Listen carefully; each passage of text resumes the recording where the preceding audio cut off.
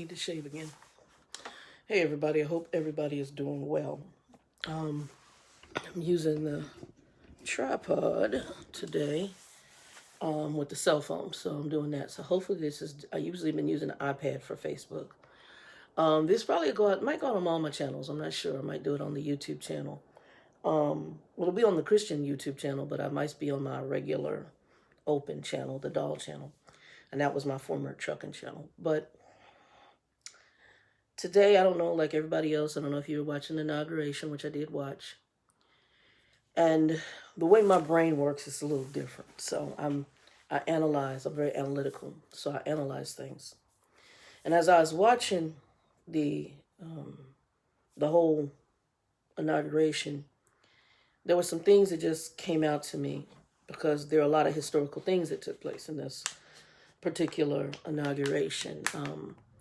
We have the first female vice president. We have the first Indian from India and African from Africa. So Indian American, African American individual, a person in a VP role.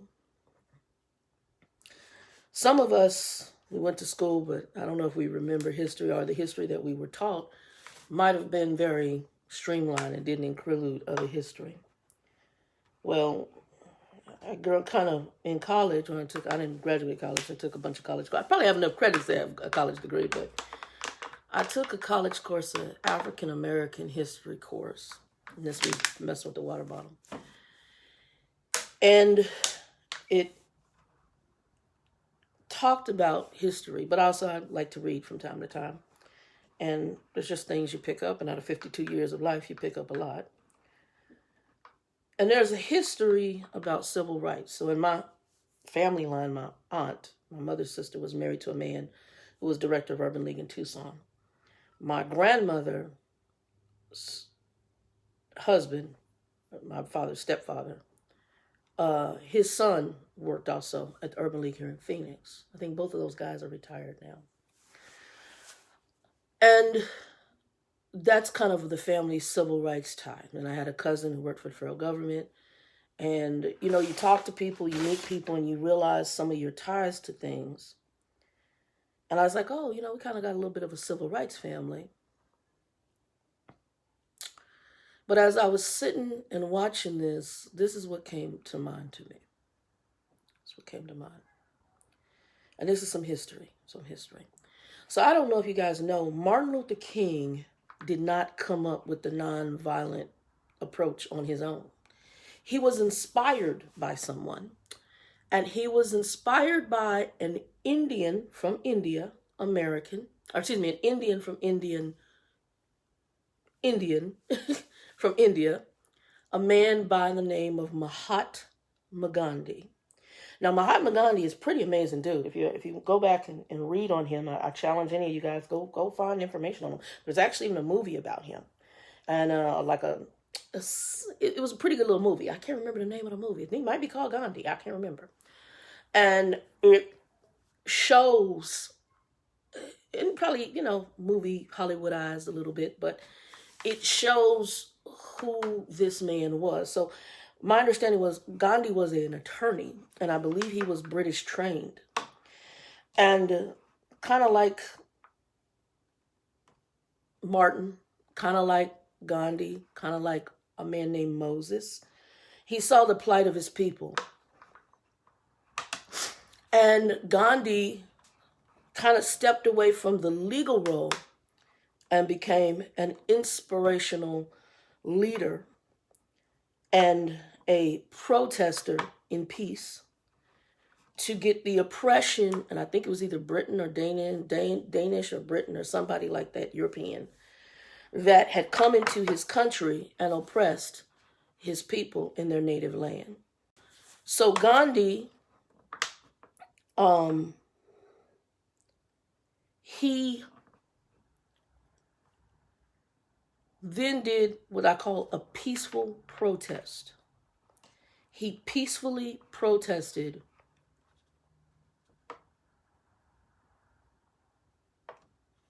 to get I believe it was Britain. It's been a while. I believe it was Britain, to get them from oppressing his people. So they came in there, and the reason they came in was typical of when this happens. They came in to get goods. India is rich in goods, spices and silk and a whole bunch of things that India had that were of interest and of value to these people that could be outsourced for other people that ain't even from there to make money.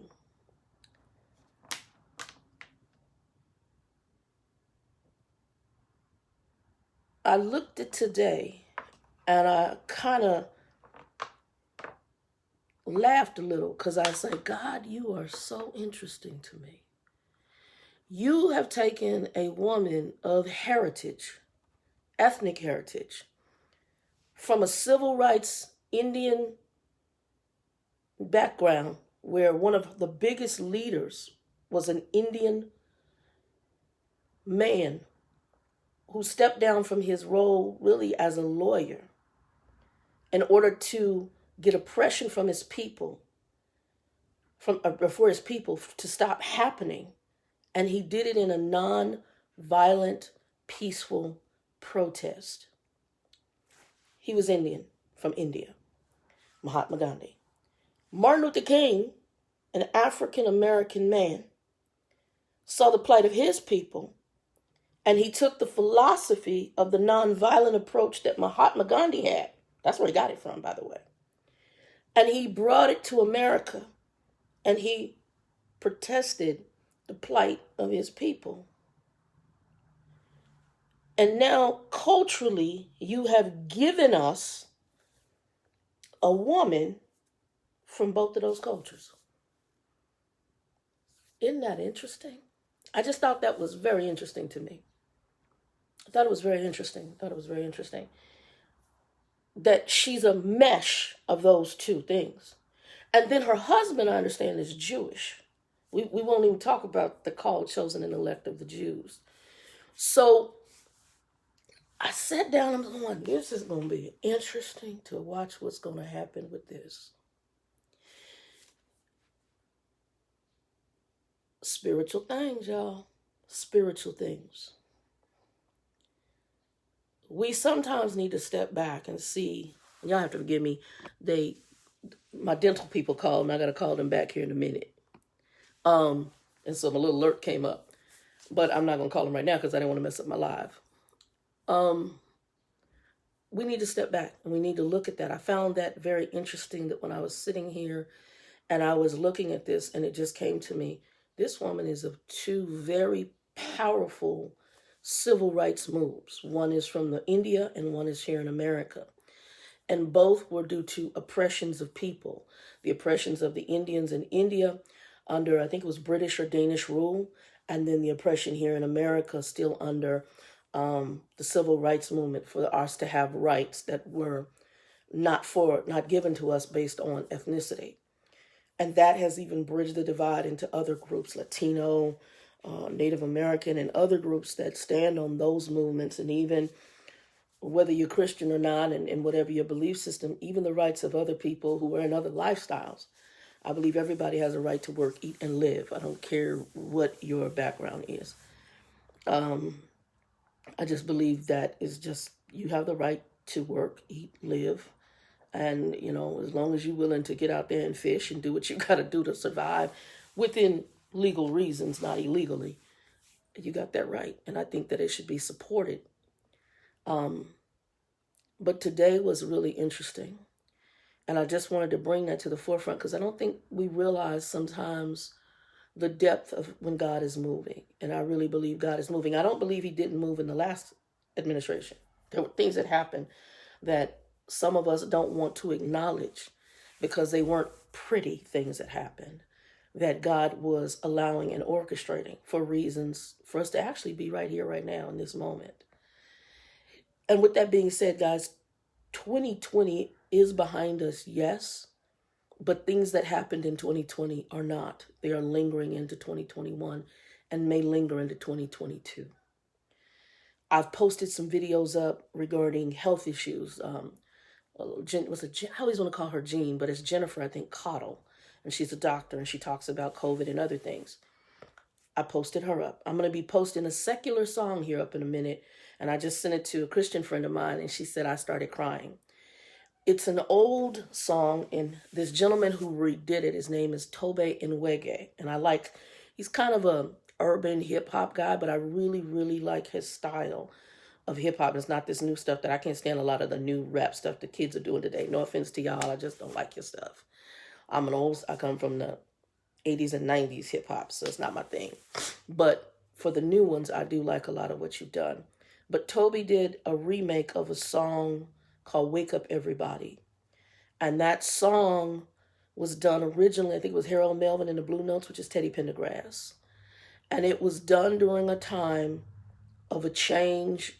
It was done during the time of some of the civil rights issues. And it's a very deep song. And as my friend said, it speaks of civility. And we need some civility.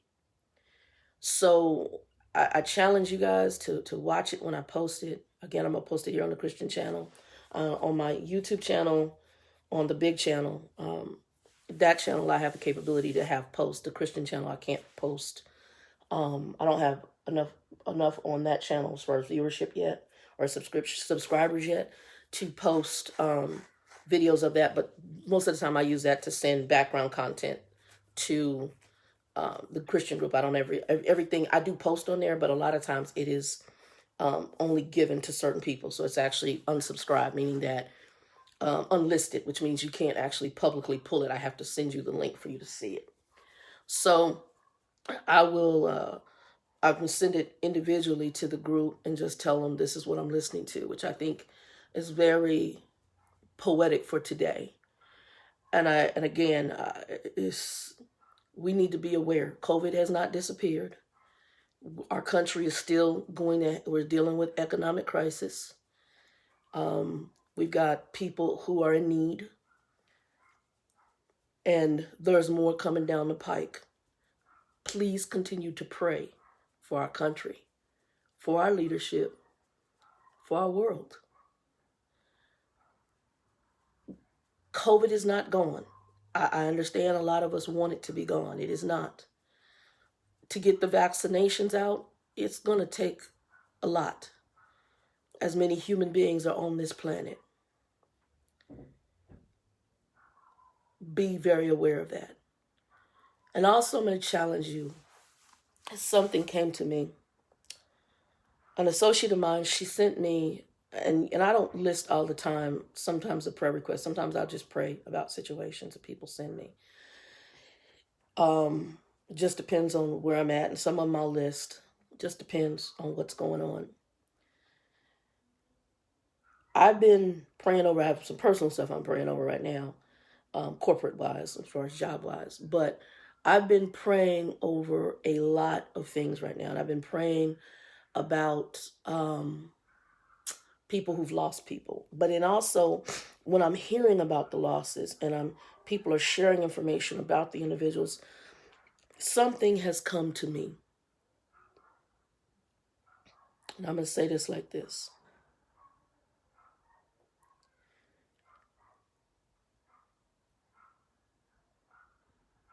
One of my associates sent me the picture of a man. He's standing next to a Bentley. Okay, a brand new Bentley, convertible, beautiful car. She tells me about what job he used to have. She tells me, and it sounds like he had a very nice job. Obviously, you can afford a Bentley, you have a good job. Tells me about who he was and what show he worked for and yada, yada, yada. And while I'm happy to see people succeed,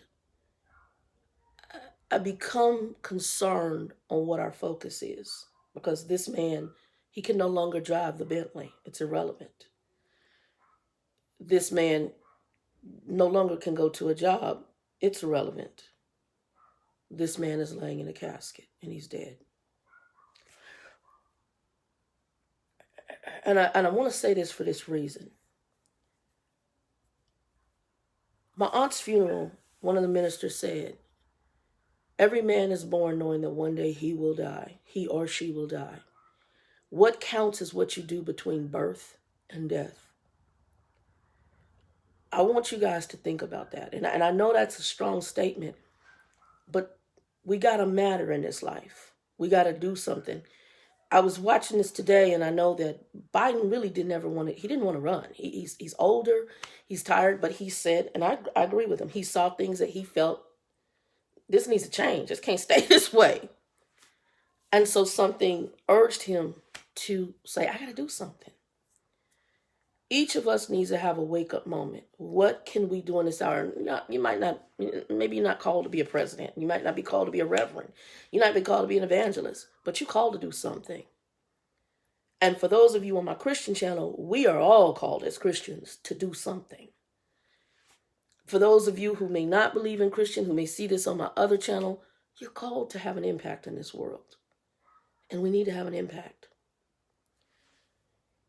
I currently work in a company, and when I went for the little interview process, I think about it from time to time because, like I said, I'm praying on some things right now with it. And in the interview process, I told the gentleman, I said, I understand sometimes people may not get along. They may have conflicts. They may have personality clashes. But I always try to bridge the divides. I still try to interact. Now, there's a point when you're being like this, you're shunned, or they don't like you, or whatever their issues are, where you just come in, do your job, keep quiet, and mind your business. That's where I'm at now. And especially with work from home, that actually gives that more prevalence for me. And all you do is pray about people and you put them in God's hands, which is what I'm doing, because it's a very unique situation I'm in right now.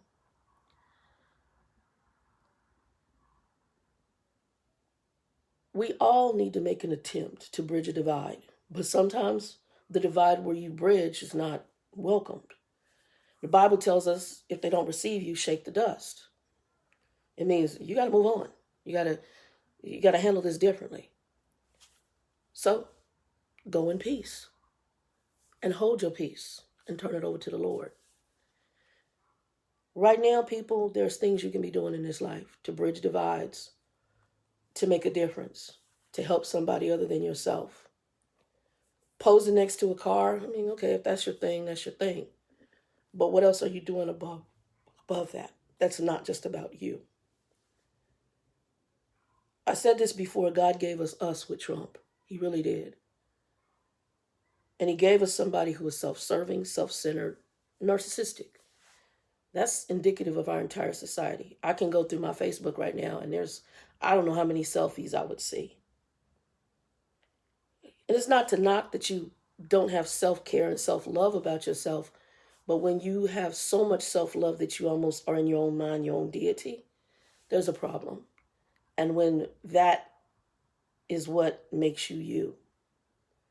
I don't know this man my friend sent me. I don't know him from Adam. And I pray for his family and their loss. And I really prayed it prayerfully before he closed his eyes in death. He truly had a true relationship with the Lord. Because each of us has to stand and take an account. And the pose next to the Bentley is not going to get you in. And your job title is not going to get you in. It's your relationship with the Lord and what you did in this life in conjunction with others.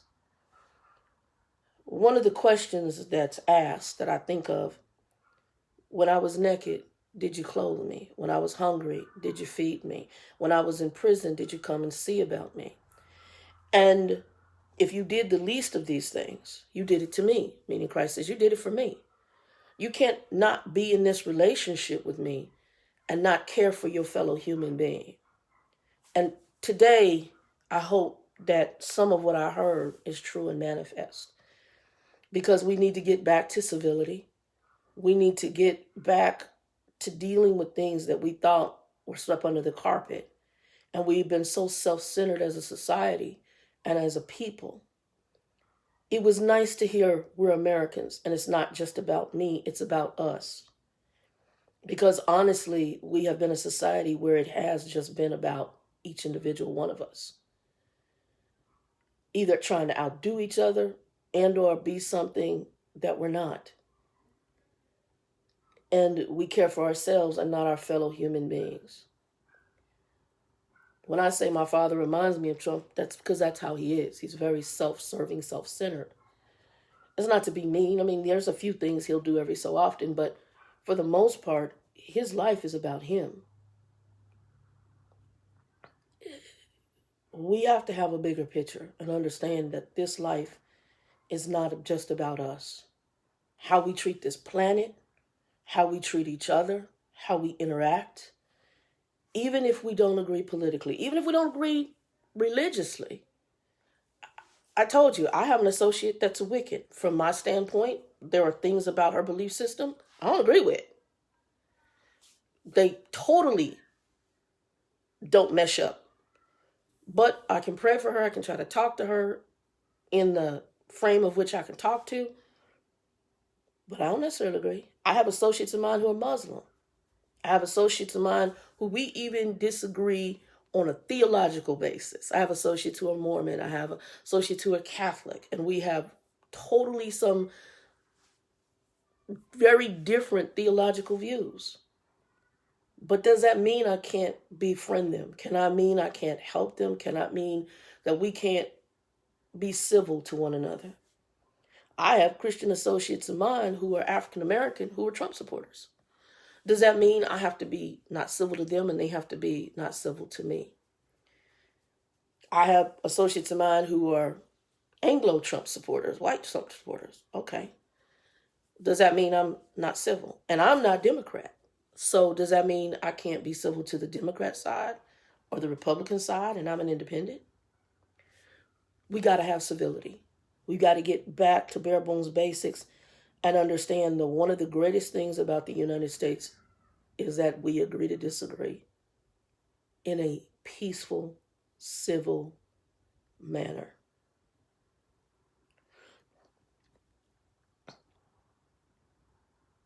We as Christians need to remember that. We need to look at Jesus and see the example. He gave us an example. He gave us a powerful example of a man who held his peace, a man who, except for turning over the money changers, he never showed wrath or anger. He dealt with things in a peaceful, logical manner.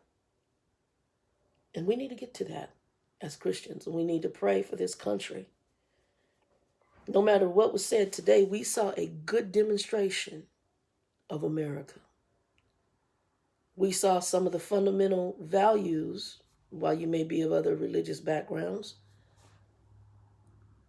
A Christian priest, an AME, African Methodist Episcopal minister, say prayers. And a priest, I loved you. I'm the AME guy, I liked you too, but that priest, he brought two names. He brought the main name to the surface was Solomon.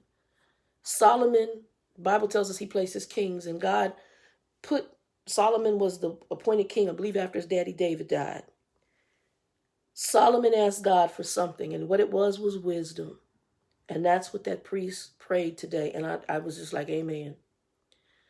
We need some wisdom, but not only for the leadership, but for us. Wake up, everybody. Wake up. We got some things to do ahead. I don't know what our time frame is on this planet. I don't know when God is going to call the church home. But for the Christian group that this goes to, we got some work to do. Be blessed and think about that.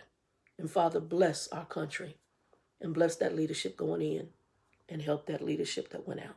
God bless you.